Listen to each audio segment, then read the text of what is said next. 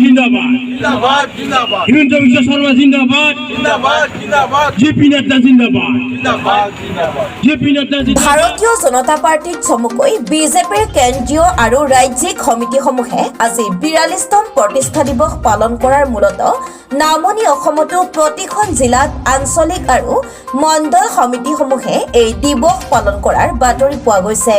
जिंदाबाद जिंदाबाद भूपेश कलिता जिंदाबाद भूपेश कलिता जिंदाबाद প্ৰাপ্ত বাতৰি মতে বঙাইগাঁও জিলাতো আজি জিলা সমিতিয়ে জিলা কাৰ্যালয় বৰপাৰাত জিলা সভানেত্ৰী হিমানী অধিকাৰীয়ে পতাকা উত্তোলন আৰু শ্বহীদ বেদীত মাল্যাৰ্পণেৰে এই দিৱস পালন কৰে।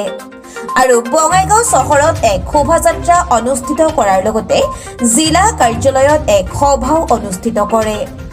একেদৰে বৈতামাৰী, চলন্তাপাৰা, অভয়াপুৰী, সৃজনগ্ৰাম আৰু মানিকপুৰতো এই দিৱস পালন কৰে বুলি বাতৰিটোত প্ৰকাশ।